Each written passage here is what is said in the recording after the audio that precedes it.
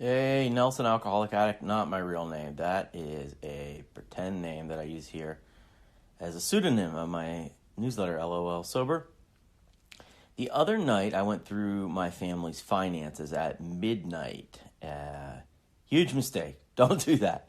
For an hour, I realized over and over again how sloppy we had been for a month or so, mostly holiday stuff. And most of it was on me.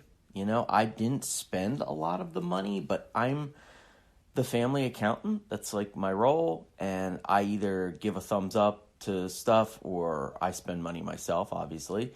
Or I just, in this case, I just didn't pay enough attention. As a family, we don't buy new cars and obvious stuff that you could just say, like, oh man, that Porsche is a big problem. We can't pay for it. It's not like that. It's more insidious. It's more of the I went to Target for contact solution and 19 extra items later, I walked out with a bag full of $132 worth of crap. That kind of stuff. The things where you're like, I'll spend $20 on this and then you spend 39 over and over and over and over again. That adds up. So anyway, I climbed into bed around 1 a.m. knowing I had to have a tough conversation with my wife about finances. And again, it's not like it was her fault. It was our fault. We had to talk about it together. And I was quite aggravated. I was mad at her because she did buy a lot of the stuff. And I was frustrated with myself for not being on top of things. And I realized in that moment that our financial issues are as much a communications issue as anything else.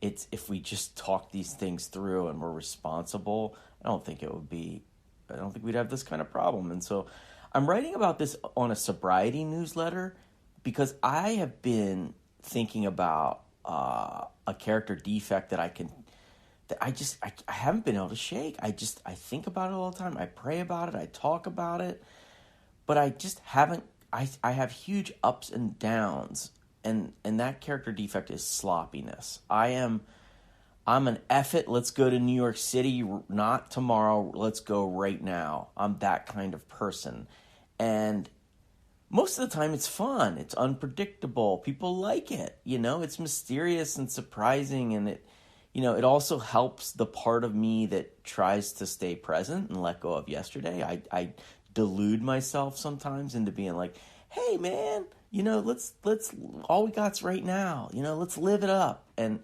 when it comes to finances, especially, like, hey, who cares, man? Let's live. It's Tuesday. Let's live for Tuesday. Not the greatest financial strategy for like long-term life.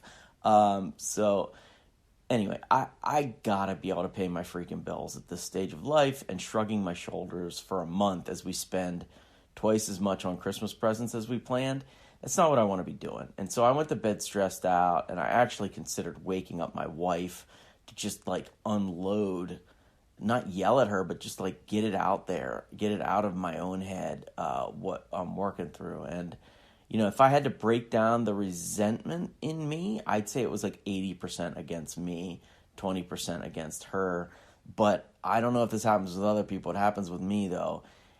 As so often is the case with resentments, I think deep down, a part of me did realize that it's 80% my fault, but didn't want to truly own that 80%.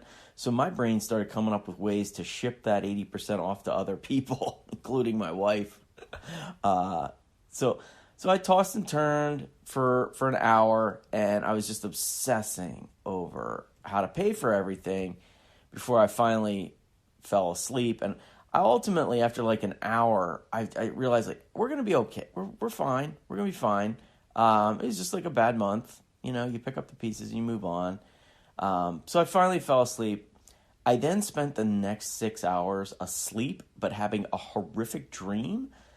And the dream was about my wife coming to me and telling me in the dream that she finds our family cat, Cuddles, she finds him very annoying and wants him to be put down. Like, take him to the vet and bye-bye Cuddles. And I said, in my dream, I was like, no way, we can't kill Cuddles, just because he tries to eat everything in the house and then barfs it up, which is true, by the way. But she was insistent in the dream. And then, somehow my mother-in-law suddenly appeared, and she's also advocating to murder our family cat. And in my dream, I eventually like lost my shit, and I told my wife, like, I'm moving out and I'm taking Cuddles with me. We're getting our own apartment.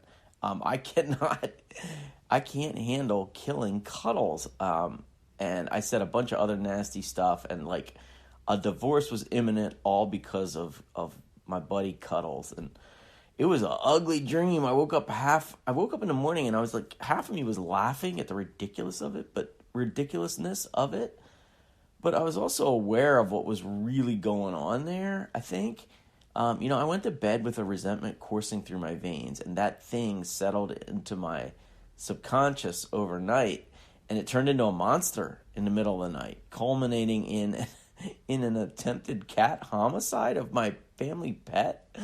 Oh my God. So I learned a few things. One is, that old phrase of like, don't go to bed angry. Like, it's true. You don't want that. I used to when I was drinking, I would go to bed angry every night, and I would just be numbed out by the time I finally put my head on the pillow. Now I have to feel resentments and work through them. And so, if there's anything you can do to avoid putting your head on that pillow with, sheer anger in your brain, go do that. Don't do that. The second thing is that financial stuff around the holidays is probably digested better at 12 p.m. than 12 a.m. Midnight is not the best time to do money stuff.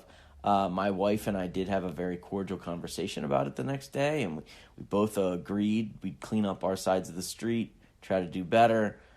So that's good. I was glad that conversation happened in like kind of a calmer setting. The third thing is I probably should do a quick fourth step assessment. If I ever lay down at night with something burning me up like that, probably would take 30 seconds and clear up some of the madness. And the last but not least, I guess, is I gotta protect Cuddles. You know how sometimes you have a crazy dream and you wake up and you realize it's an insane dream and you're laughing about it, ha ha ha ha. But then some of it still sticks in your brain a bit. Like if you have a dream about going to a place and something crazy happens, like the next time you're at a place, you're like, are we sure there won't be that crazy thing that happened?